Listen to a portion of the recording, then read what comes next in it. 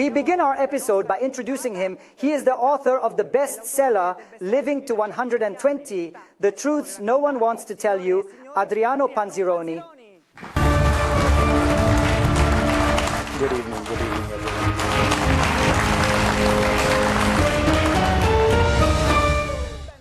everyone. Welcome back. Adriano Panzironi then is ready to reveal another of the hidden truths.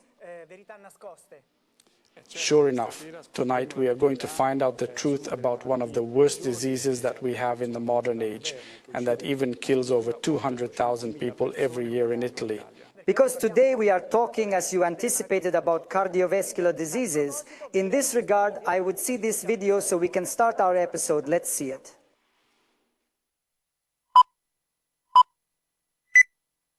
Cardiovascular disease is the leading cause of death in Italy, accounting for 38% of all deaths, or about 220,000 Italians die from these diseases every year. In Italy, there are as many as 5 million people with atherosclerosis. These diseases induce two different types of vascular accidents, myocardial infarction and cerebral stroke.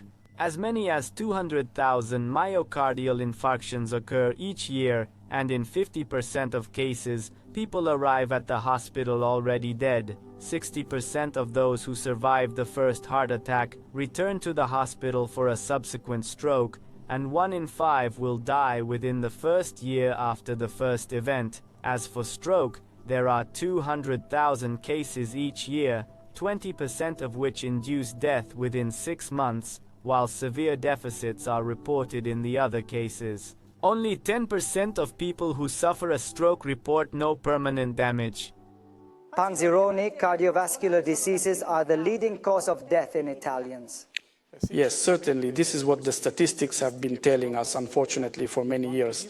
But I must also tell you that the situation is even worse than what we have just described. Listen, so you want to tell us that other diseases intervene after a cardiovascular cause? Let's say that if there were no diseases that kill humans first, 80% of people would actually die of cardiovascular disease, for the simple reason precisely that 80% of the population suffers from this disease. Look, Panzironi medicine seems not to share your alarmism about the fact of increasing cases of stroke and heart attack. They say the population is aging, so it is more normal for there to be these types of diseases. Fortunately, statistics and mathematics are not an opinion. Consider that from 2003 to 2009, there was an increase in circulatory diseases, so in stroke and heart attack phenomena, by 27%, but the population in this time frame, so in these 6 years alone, increased by 11%. This means that precisely in only 6 years, we have had an increase in cardiovascular diseases and stroke and heart attack by 17%. However, Panzironi seems to be investing a lot of money precisely in the treatment of these cardiovascular diseases. Yes, certainly, cardiovascular disease is perhaps the #1 expense for Italian healthcare. We are talking that in 2014, almost 14 billion euros were spent, and even in the future, we expect even worse. In 2020, we are even talking about spending reaching 23 billion. And it is an expense that can disrupt any kind of public budget. Certainly not only the Italian one. In fact, this disease clearly creates problems for budgets a little bit in all European countries. You think that by summing up the projected health expenditures precisely in Europe, we are talking about 104 billion in 2014. In short, we are talking about the GDP of one of the member states, which precisely is Hungary. Listen, however, Panzironi, in your opinion, how can you get out of it? We only get out of this if we change the approach. Today, 90% of spending is used for tertiary prevention, that is, to treat the disease once it has precisely occurred. Actually, we should invest much more money instead on primary prevention, that is, teaching people the right lifestyle, the right diet, and thus lowering the risk of stroke occurrence to 0. And so we would really like to do that this evening. Thanks to you, we would like to do prevention, obviously, of the primary type. And that's why I would say, let's start by showing a video that really talks about our cardiovascular system. So I would say, let's watch it, and then let's go comment on it.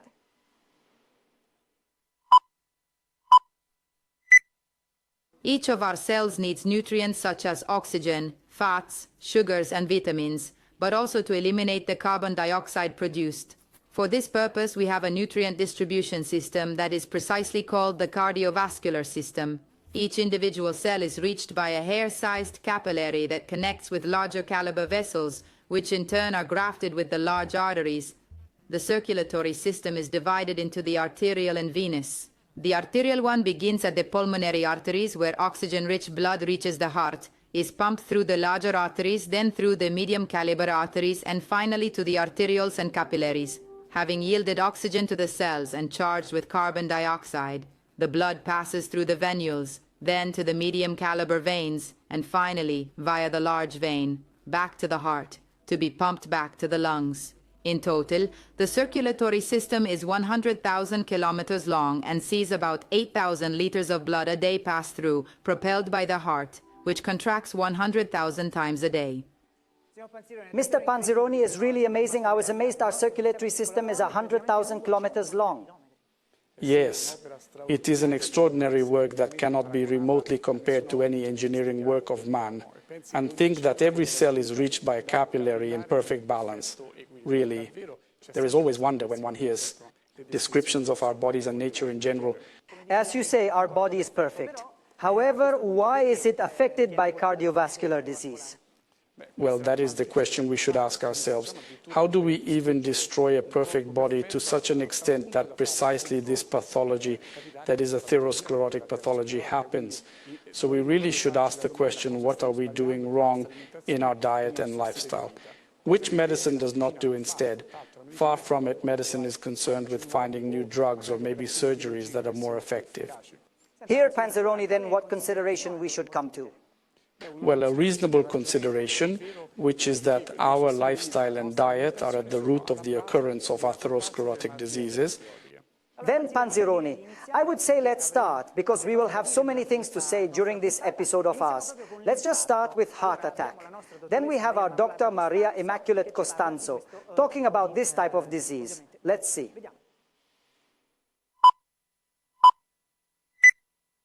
Infarction is defined as necrosis of heart tissue caused by inadequate oxygen supply. Myocardium is defined as cardiac muscle tissue, i.e. muscle. So myocardial infarction is caused by obstruction of one of the coronary arteries, the arteries that are deputed to transport blood and oxygen. We have to distinguish myocardial infarction from ischemia, which, although it is always an occlusion of the coronary artery, is still a transient and irreversible condition. In fact, to be defined as an infarction, one must be in the presence of a total interruption of blood to the heart, which then induces the death of part of the heart muscle. What are the symptoms? There is a lot of talk about it. The symptoms mostly are a chest pain, thoracoalgia, sweating that is cold, profuse, a state of deep malaise, very often nausea, vomiting. The pain can be felt near the heart. It can be felt behind the thoracic region. It can radiate up to the neck. It can even radiate to the lower mandibular branch and the spine between the two shoulder blades. Panzironi, the heart attack, I think, is one of the biggest fears that you start having after the age of 50? Yes, unfortunately, sometimes it is also asymptomatic. So there are people who get heart attacks without being sick with atherosclerosis. But then there are also, it must be said, many people who have major atherosclerotic problems and underestimate the problem of heart attack.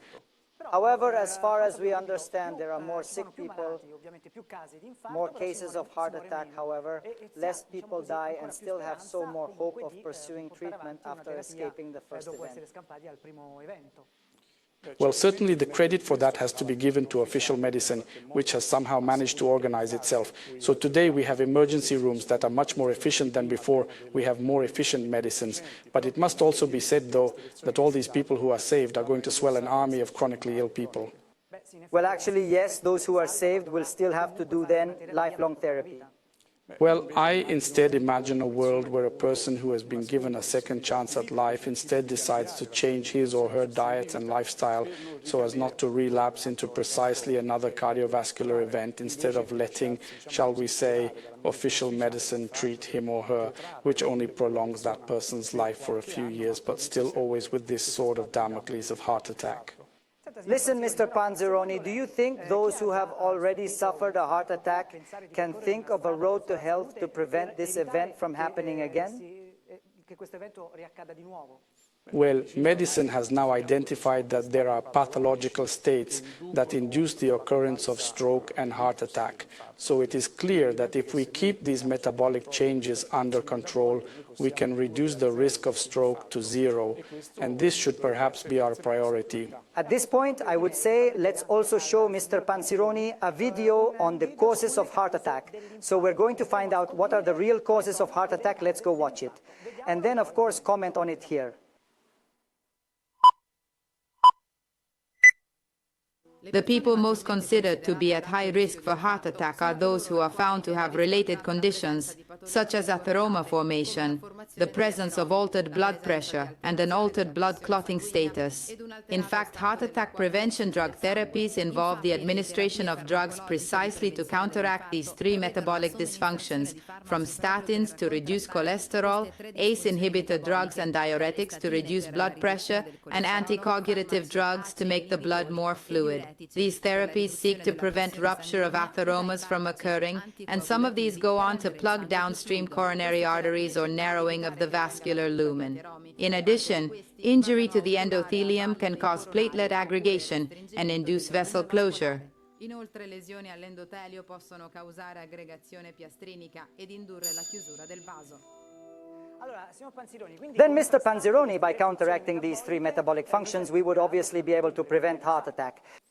Of course, only the presence of any of these three significantly increases the risk of heart attack.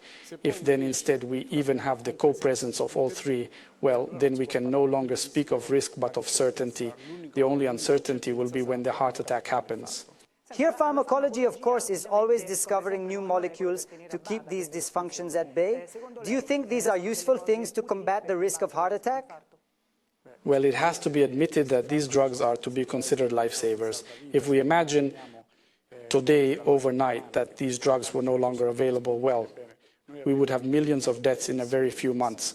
However, this does not mean solving the problem because, as we said before, people are treated, but throughout their lives they will have to follow a drug protocol, but without solving the problem of the cause itself. Actually, medicine says it is a cure and not a heal. And yes, but I think we should be a little more ambitious. That is, we should think about healing and not getting treated, because then we only manage to procrastinate our death by only a few years. Then, Mr. Panzironi, I would say, at this point, after this introduction, to start to know what are each of these metabolic dysfunctions. We talked, of course, also about atherosclerotic plaques. So, at this point, since they are formed by cholesterol, I would say let's see a video that tells us about cholesterol. Let's see it. Terms such as good and bad cholesterol have now entered common parlance. Actually, there is only one type of cholesterol. The difference is the transport lipoprotein used. So the bad cholesterol is actually LDL, while the good cholesterol is HDL. LDLs are produced by the liver upon stimulation of the enzyme HMG-CoA reductase and released into the bloodstream. Their job is to deliver cholesterol to cells that request it. HDL, on the other hand, is produced by the liver using chylomicrons emptied from triglycerides. Their job is to collect cholesterol from LDL and from deposits in the arteries and return it to the liver for bile production. The risks to our heart and circulatory system increase with the excessive presence of LDL and a chronic deficiency of HDL. In fact, to calculate cardiovascular risk correctly, in addition to the total amount of cholesterol, which must not exceed 200 milligrams per deciliter, the ratio of LDL to HDL must be as close to 1 as possible. Then Panzironi has been talking for years now about this cardiovascular risk related to too much cholesterol in the blood. Yes, actually the amount of blood cholesterol has become a dogma of official medicine. So they are one of those tests that are always required to assess cardiovascular risk. What I will tell you, however, is that there has been too much focus towards the quantity, but then losing a little bit of the bigger picture. Listen, so you want us to understand that it is not true that the higher your cholesterol, the higher your risk of having cardiovascular diseases. Look, I can tell you that there are people who are genetically predisposed to higher cholesterol production, and yet they do not have an increased risk. There are populations, even aboriginal populations, that have naturally higher amounts of cholesterol, but those populations do not suffer from cardiovascular disease at all. Even there is the Farningham study that compared two groups of people, one who had cholesterol at 200 and another had cholesterol at 294, and well, that showed no worsening of risk factors. Listen, do you want to elaborate on this fact of increased LDL for a moment? We must not only talk about the quantity aspect, but more importantly, we must reason about their quality, which is a totally different aspect. So there are different types of LDL. These are the same LDLs that, however, have an oxidation problem. I try to explain better, first of all, what LDLs are. They are protein spheres that travel in the blood and are formed by a core of cholesterol. And the surface, on the other hand, is formed by cholesterol, other kinds of fats and proteins. When these LDLs travel in the blood, they undergo oxidation by the sugar present and also oxidation by free radicals. Look, so let me obviously give an example a little bit like we do when we do blood tests. With the red blood cells, we go and check their oxidation by doing the glycated hemoglobin. Of course, because when we eat sugar, in short, when we have high blood sugar, we more easily induce oxidation of these LDLs, to which then the phenomenon of free radicals also acts, which then tend to peroxidize the membrane fats. Here, though, Mr. Panzironi, these oxidations, what do they do to our LDL? LDLs, as I told you, are spheres that have to distribute cholesterol to the various cells. Once they are finished, they empty themselves of precisely this cholesterol and are reabsorbed by the liver. But if before that happens, we have a strong oxidation of these LDLs, well, the liver can no longer reabsorb them properly. Phil, however, if a person genetically produces more LDL anyway and they are not oxidized, what happens? It simply happens that it does not increase the risk.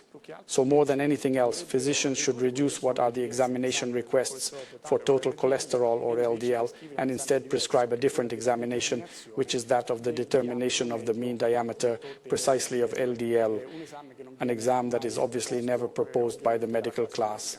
However, what specifically happens when we have oxidized LDL? First of all, they are recognized because they have a smaller diameter. So from the examination, if they have an average diameter of less than 268 Armstrong, there is a greater danger of atherosclerotic disease. What happens when these become oxidized? Well, they become smaller, they become more adhesive, so more easily they will contact the arterial endothelium, they will infiltrate, and just the inflamed fats will then induce the inflammation itself of the endothelium and the formation of plaques. About these plaques, we've gone into them in depth. Let's move on, because another obviously factor is high blood pressure. Let's go see this video that tells us just about high blood pressure.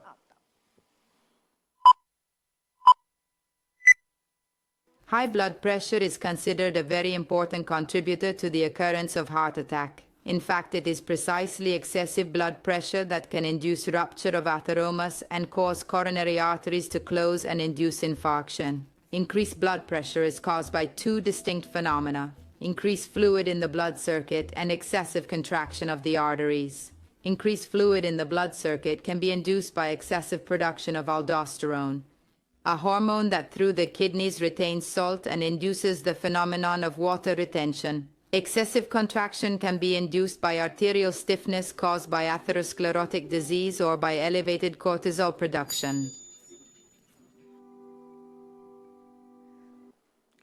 Then, Panzironi, we've seen that the problem of pressure affects so many people around the world, obviously, and really can increase the risk of heart attack. Yes, certainly the increase in pressure is one of the really important contributors because it's really the high pressure that induces the rupture of the atheromas. So some of these protein caps break down and go downstream precisely of the damage and go to close arteries that then induce the death of the muscle fiber cells that make up the heart. Listen, Panzironi, I'm reading that high blood pressure involves 16 million people. So basically over 60, everybody suffers from it.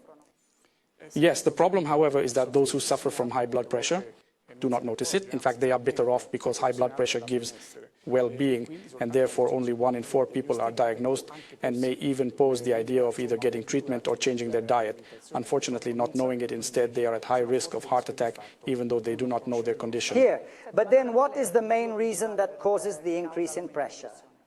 Initially, we have an increase in fluid within the blood circuit, so there is an increase in blood volume, and then we have a second phenomenon, which is that of the stiffening of our arteries, which then prevents the proper modulation of precisely the pressure.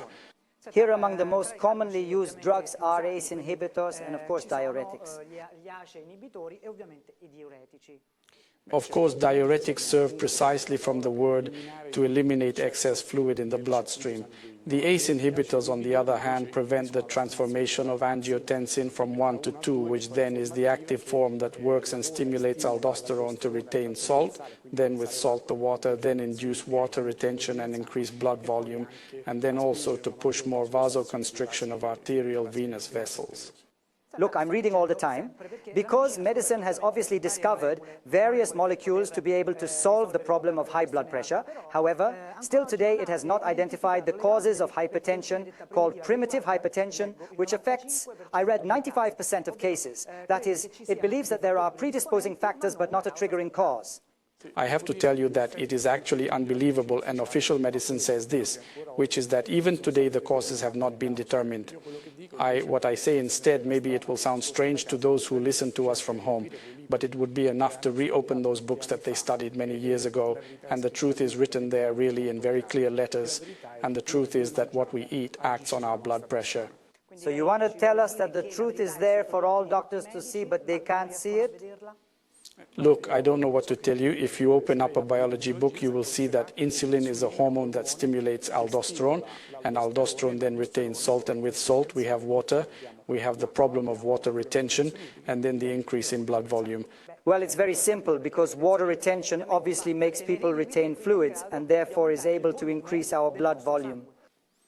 Yes, it is such an obvious truth, but then it is not understood by medicine. This is something really that I, in turn, cannot understand. We actually, by changing diet, will see a substantial reduction in high blood pressure in a very short time if there are obviously no major alterations in the arterial endothelium. Let's go back to the topic, obviously, of this evening, that is cardiovascular disease, and see the third factor we were talking about earlier, the excessive clotting capacity of the blood. Let's see the video. Another element that seems to be able to predict the risk of myocardial infarction is excessive blood clotting. In fact, this factor can induce the formation of thrombi that can occlude the small capillaries arising from the coronary arteries. Or excessive thrombotic capacity of the blood can close the coronary arteries in an effort to repair damaged atheromas that are already narrowing the arterial lumen. This coagulation cascade induces the transformation of a protein released by the liver, fibrinogen, into its active form, fibrin. The release of this protein occurs during the inflammatory phase and is simply the predisposition of our body to repair the damage of inflammation itself, damage induced by certain proteins called vascular endothelial growth factor, VEGF, which increase endothelial permeability to allow the immune system to counter bacterial invasions present in the extracellular matrix. Panzironi, the problem of blood clotting is one of the most treated by official medicine, so much so that practically perhaps it is one of the pharmaceutical companies' most flourishing markets. You are right for the simple fact that, as usual, nature prefers to treat the symptoms instead of asking the correct question, why at some point in our lives our blood begins to be thicker. In fact, anyway, these drugs seem so familiar to us that, of course, the disease seems merely a consequence of our age. And instead, people should know that the problem of blood clotting depends on a protein that is produced by the liver, precisely fibrinogen, and it is what induces higher density due obviously to the poor state of our cardiovascular system. However, Panzironi, actually thicker blood is not a real pathology per se. However, it could be a wake-up call for other related diseases of our arterial system.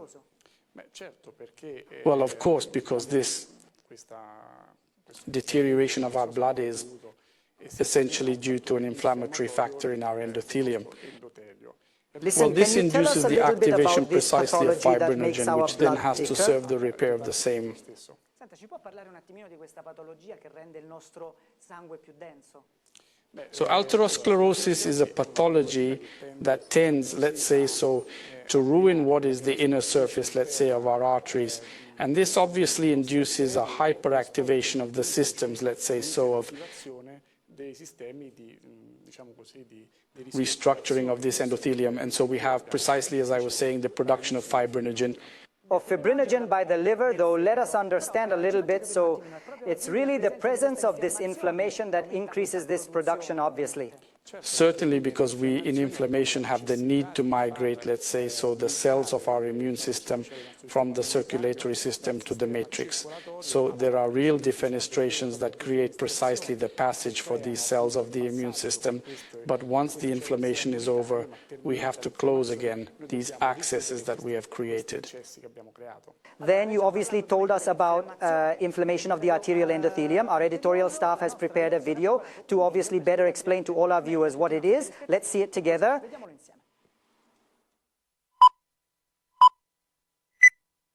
Inflammation is the great director of cardiovascular diseases such as myocardial infarction. In fact, when our body is subjected to bacterial invasion, this induces an increase in the population of mast cells, which produce interleukin-1 as a signal to adjunct other immune cells, and, to increase the immune response, induce the inflammatory cascade. Inflammation predisposes our body to become a battlefield that can facilitate the immune system to eliminate invading bacteria. For this purpose, interleukin-1 acts as a promoter of vessel permeability to allow mast cells and other immune cells to leave the bloodstream and reach the extracellular matrix. This will induce alteration of the arterial endothelium, increasing the risk of atheromas appearing, causing softening of the protein cap surfaces of already developed atheromas, and an increase in fibrinogen production, which will then be used to repair induced defenestrations to the endothelium. Then, Panzironi, the inflammation is a process of contrast. We understood it. We were also told by the video to the bacterial or viral invasions, of course, but then after resolved, everything returns to balance. Of course, and to get back into balance, we have to activate, as I was telling you, a repair system. This repair goes right through the production of this fibrinogen by the liver, which will then activate the platelets and close these passages, and thus allow the endothelium to not be as permeable as before. Feel, however, when inflammation becomes chronic, we then have a contextual repair and destruction effect. In fact, you have this contrast between this repair that, let's say, continues and this inflammatory effect that RA continues to damage the endothelium. And this obviously induces in the long run to the excess production of fibrinogen, a free activation of this coagulation system, which then can lead to thrombi. Here, however, obviously to the heart attack. If we with anticoagulant drugs also prevent the repair of the vessels, what can happen? It happens that we don't solve the cause of cardiovascular disease, because if we don't allow our body to repair those vessel ruptures, it is obvious that it will be easier for our LDL to adhere and then form atheromas and initiate the problem of atherosclerotic disease. So we understood that everything depends on inflammation. However, I know that there is a very specific director about inflammation, which is interleukin-1. Interleukin I is an inflammatory cytokine that is produced by mast cells. These are cells of our immune system that use this very inflammatory cytokine to call up other cells of the immune system to resolve and fight this present enemy. Evidentemente per richiamare altre cellule del sistema immunitario per risolvere e combattere questo nemico presente. Listen, Mr. Panzironi, at this point, I would like to pull the sums a little bit. We talked about the 3 cofactors that can induce cardiovascular diseases, so atherosclerosis. We talked about high blood pressure. We also talked about the increased viscosity of our blood. And finally, of course, also the role of inflammation. But in all of this, is there something that unites them? We said at the beginning of the episode that we have these 3 factors, these metabolic alterations that are capable of significantly increasing the risk of heart attack. Well, we have to prevent the formation of these alterations. We can do it in a simple way, only with primary prevention, that is, understanding what are the right things to eat to avoid these metabolic alterations that are the basis of heart attack. Then I think the question we are all asking ourselves here in the studio and all of our viewers is how to prevent. We need to eliminate those foods that induce these metabolic alterations, and we are unfortunately talking about the foods that are considered to be the basis of the Mediterranean diet. That diet that we have long been told is protective against cardiovascular disease is actually the real cause of this disease. We are talking about foods such as pasta, bread, rice, legumes, potatoes, and corn. Here, though, Panzironi, official medicine has always told us that the Mediterranean diet A is the best in the world and that it helps us prevent cardiovascular disease. Well, yes, they tell us that we are lucky precisely to use this diet, but then they should explain to me why there are 200,000 deaths a year. The first cause of death in Italy is that these percentages are exactly the same in the rest of Europe. Then why are these foods that you say are the cause of heart attack or otherwise cardiovascular disease? The reason is very simple, is precisely the presence of sugars. These elements, nobody tells us, but they have up to 80% sugar. And we know, and medicine has proven it so many times, that people who are sick with diabetes, so they have an alteration in the amount of sugar in the blood, have enormous risks more than people with normal blood sugar. So it is clear that putting 2 and 2 together, the main cause of these diseases are sugars. Listen, Mr. Panzironi, though, we all would like to understand one thing. We talked about atheromas, we talked about cholesterol, but how are they related to sugar? Well, we have already talked in several videos, you and I, and well, when we eat sugars, we activate a hormone called insulin, and well, insulin stimulates an enzyme within the liver, which is precisely HMG, to produce cholesterol. So this phantom LDL increases when we eat sugars. And then there is the effect, of course, of the glycations that we have addressed today. So these LDL that are oxidized is just from the excessive amount of sugars in our bloodstream. Especially when we eat, we have a higher spike in sugars. We also talked about high blood pressure. What kind of relationship is there? Well, there is a very close relationship for the simple fact that, always going back to the aspect of insulin that is activated when we eat sugars. And well, it's really insulin that stimulates aldosterone, which is the hormone that retains salt. And therefore, by retaining salt, it retains water, the famous water retention, and induces more blood volume in the blood circuit. And then sugars induce another effect, which is that, let's say, oxidation of our arteries, and then prevents them then to modulate properly to restore the pressure balance as well. Listen, Panzironi, let me press you. However, we also talked about blood viscosity. What kind of relationship is there with sugar? Well, last episode we talked about dysbiosis, and we saw that dysbiosis is induced just by the amount of sugar that we introduce. So when we eat sugar-rich foods, our microbiota starts to multiply, and this causes an alteration in our immune system that has to keep them at bay. Among these cells that are hyperactivated are precisely the mast cells that produce this inflammatory cytokine that we talked about earlier, although briefly mentioned, which is interleukin-1, and this initiates the whole inflammatory cascade. In addition, there is also another aspect, that inflammation induces the activation of cortisol. And well, this hormone is able to reduce the Th1 immune response and increase Th2, which is precisely the response, as we said, of mast cells that then activate interleukin-1. In addition, cortisol is a hormone that is itself able to increase blood pressure precisely because it is a vessel builder. Listen then, by removing from our table bread, pasta, pizza, and all these insulin carbohydrates, do you think we should have an improvement, say so immediately? Certainly in a very few days, we experience a reduction in blood pressure because the moment we no longer have the phenomenon of water retention, the blood pressure also goes down. Then we will have in a very few weeks a reduction in LDL, which is active, because by no longer stimulating insulin and insulin no longer stimulating the liver, we will have a reduction in LDL production. And ultimately, we will also have a return to proper blood fluidity, but to this we need more time because we have to induce our body to regress our inflammation. Then this is a very special time because Mr. Panzironi, we have a very exceptional guest, a cardiologist who is going to talk to us about atrial fibrillation. So I would say, let's have Dr. Antonio Fusco come here to the study center.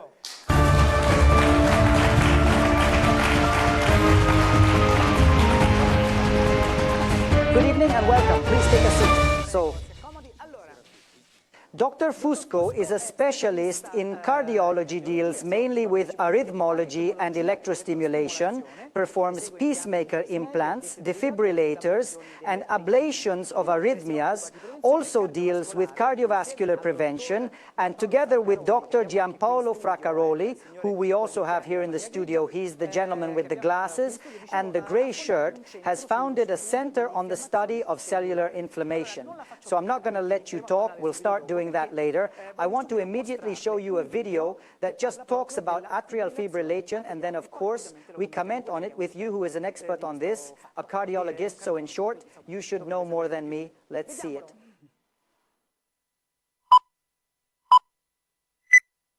Atrial fibrillation is a supraventricular arrhythmia triggered by electrical impulses from myocardial muscle cells. Usually those with atrial fibrillation report the sudden onset of irregular accelerated beats, palpitations, and arrhythmic heart palpitation, sometimes alternating with slower beats. Atrial fibrillation is divided into paroxysmal, when the changes resolve within a few hours, persistent when the changes stop following therapeutic interventions, and permanent when therapeutic interventions prove ineffective.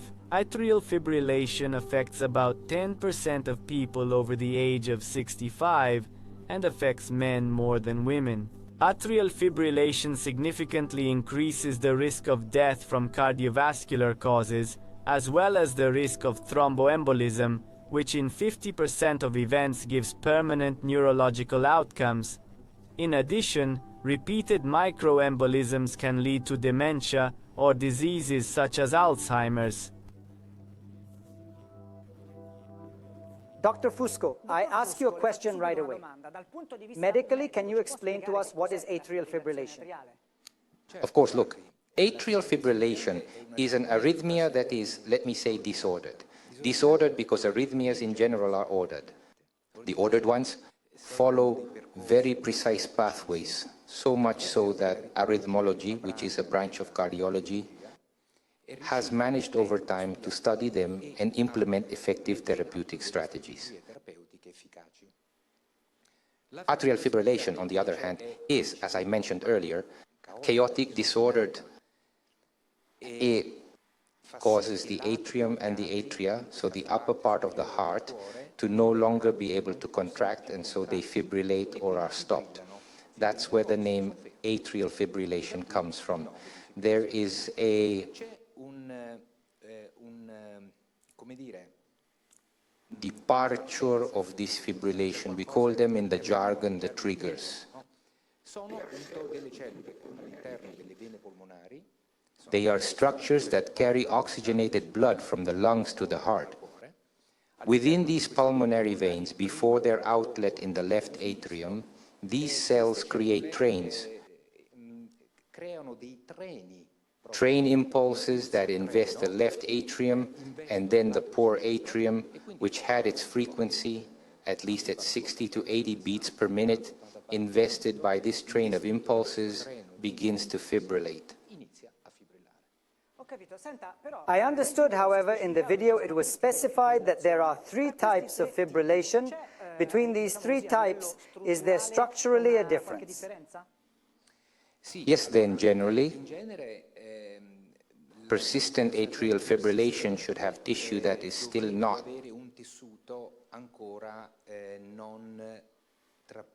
ruined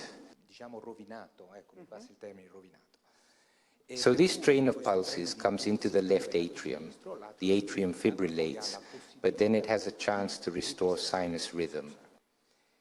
In the persistent form, then the atrial fibrillation after a few hours ends on its own.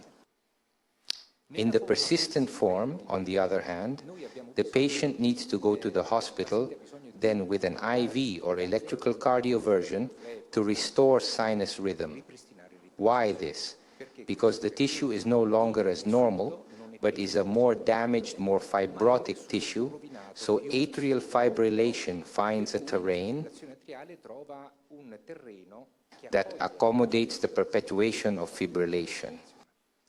To then get to completely fibrotic tissue over the years, where there is no longer the possibility of restoring sinus rhythm, and then you get into permanent atrial fibrillation. Listen, doctor, but in your experience, a concomitant presence between atrial fibrillation and other systemic diseases. Certainly, precisely because atrial fibrillation stands in the circle of all diseases that have cellular inflammation as their basis, it is clear that diseases such as ischemic heart disease, diabetes, Alzheimer's disease, Parkinson's disease, and all inflammatory diseases, per se, these patients have a higher risk of atrial fibrillation. Panzironi, as you say, all pathologies are interrelated. The link between these diseases is precisely the cause that generates them. So let's talk once again about sugars. Not coincidentally, precisely in the diabetic, we have a greater presence of these pathologies are more persistent. Doctor, back to you. In the video, we talk about the problem of thrombus formation that can form due to atrial fibrillation. Yes, of course. Look, I was telling you before, the atria can't contract. Agreed? Which is the most important thing to then expel the blood and send it down to the ventricles. In addition, in the left atrium, as in the right atrium, there are appendages called auricles. So the blood inside these auricles already is in difficulty from the point of view of permanence. So the moment the atrium fails to contract, it is right in here more easily that thrombi can form. Sure. When the atrial fibrillation then stops, the atrium starts contracting again and thrombi leak out and then get into the brain vessels, resulting in a stroke. Listen, Panzironi, we said it before that our body is perfect, but then why do many people suffer from this pathology? Our body is perfect until we destroy it, so once again, the responsibility lies precisely with our lifestyle and diet. It is no coincidence that atrial fibrillation long ago, 20, 30 years ago, only appeared in people who were over 60 years old. Today, on the other hand, we have the appearance of this phenomenon even in people who are only 20 years old, so it is clear that the deterioration that there has been in nutrition in recent decades is then the co-responsible and indeed the major culprit for this phenomenon. Dr. Fusco, certainly feel we would all be very interested in this answer, meaning how can we know if we have atrial fibrillation? What are the symptoms? But look, symptomatic people, especially when they first experience atrial fibrillation, are very frightened precisely because it is an uncontrolled rhythm that is completely arrhythmic. That is, the heart no longer beats regularly, but beats faster in an irregular way.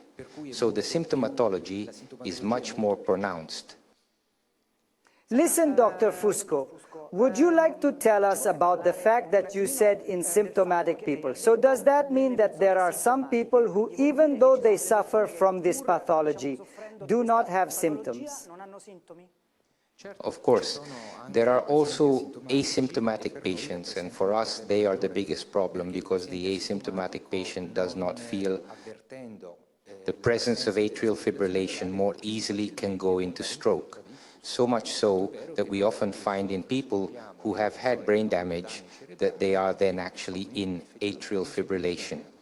Dr. Fusco, what are the treatments provided for this condition? But the treatments are pharmacological and with so-called antiarrhythmics. These are drugs that you take every day and then try to prevent the atrial fibrillation crisis. If that doesn't happen, they go to invasive procedures. There are invasive procedures, they are called ablations. They are procedures that are done under local anesthesia from the femoral vein. From the femoral veins, you go directly into the right atrium. Then you go with a puncture into the left atrium. And what is done here? We mentioned earlier that the pulse trains come right from the pulmonary veins. So you go with special techniques, hot or cold, to block these impulses. So the electrical isolation of the pulmonary veins, we block the possibility of these pulse trains coming into the left atrium. Thank you. I wanted to ask Panzironi something for a moment. As he usually says, medicine does a lot to have pharmacological and surgical solutions. However, it does little for prevention. But yes, certainly we should think about preventing the occurrence of these diseases. So the primary prevention is really through the table and lifestyle. Doctor, what do you think about this statement that journalist Adriano Panzironi gave? There is absolutely no prevention. There is no prevention for atrial fibrillation, and there is no prevention for stroke, which is the direct consequence of fibrillation. Then we talked about nutrition.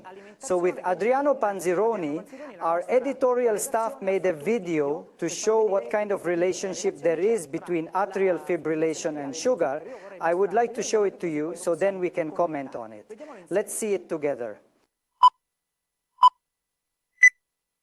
There is a very close relationship between a diet rich in sugars and the occurrence of the disease of atrial fibrillation. In fact, sugars are able to activate the hormone insulin, which has the primary purpose of removing glucose from the blood. Among this hormone's preferred pathways is stimulation of the hormone aldosterone, which acts on the kidneys by making them retain salt. When the amount of this mineral salt in the blood increases, there is an increase in water retention, which will be flushed into the extracellular matrix, where cells are. The presence of sodium chloride outside the cells induces the phenomenon of osmosis, which flushes out the water present in the cell cytosol, inducing wrinkling of the cell, which then, to return to equilibrium, must activate the sodium-potassium pumps. In doing so, the potassium present in the cell escapes and sodium chloride enters. The leaked potassium will be eliminated, leaving the cell low in potassium. These two mineral salts also have specific electrical charge, and therefore their alteration will also induce the alteration of the so-called resting potential of the cell. Then, Dr. Fusco, the first question I ask you is, what do you think about the video we just saw? Look, I think the same thing I thought when I read this paragraph in Adriano Panzironi's book. And so I got in touch with him and congratulated him, because it's not easy to find something so thorough, so particular. It's really true. He started from the basics of biochemistry and biology and came to explain the clinical effect. Panzironi, so when we eat sugar, insulin disrupts the electrical balance of cells. Yes, we always have to remember that our cells have sodium-potassium pumps that serve precisely to get potassium out and sodium in. This change also leads to a potential change also of the positive and negative charges that then induce the electrical signal that will then drive the neuron motion to contract the cardiac muscle. So it is clear that the alteration of this work the cells do can then induce atrial fibrillation. Then Panzironi, pass me the example a little bit. Basically, insulin as having its own peacemaker that disrupts the normal electrical production and therefore the contraction of the heart muscles. Yes, of course. When we eat sugars, we activate insulin. Insulin causes salt to be retained precisely by aldosterone. This modification precisely of the mineral salts outside the cell induces the activation of these sodium-potassium pumps because the cell is obliged to activate them, but it does so at a different rate than what is expected by the heart muscle. Panzironi, then sugar is really an enemy to our health. So what are the foods we should avoid? Evidently, it is those foods that are high in sugar. So let's talk again about those foods that are considered instead healthy by modern medicine. We are talking about pasta, bread, rice, legumes, corn, potatoes, and the reason is very simple. They have up to 80% sugar. Perfect, doctor. We normally, as I said before, we don't have guests in the studio, especially doctors, because the official medicine doesn't share a lot what Adriano Panzironi wrote. However, you are here, and it seems that in short, you are sharing what we are saying. But then, and I ask a question, how come the official medicine doesn't take into consideration this scientific evidence that Adriano Panzironi wrote in his own book, Living to 120? But look, I wonder why not share those who do such precise work. When you start from biology, from biochemistry, from physiology, you always come up with correct answers. So it is absurd not to share this kind of work. We share everything with people who talk about inflammation, with all the people who talk about biochemistry, clinical biology, pathophysiology. So I am quite comfortable here on the show, absolutely sharing such precise and clear concepts.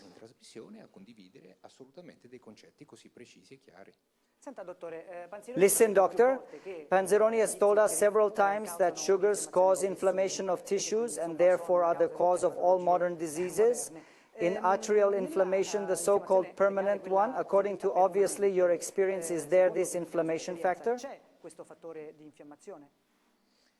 Absolutely, because in permanent atrial fibrillation, the one now where there is no effective therapy,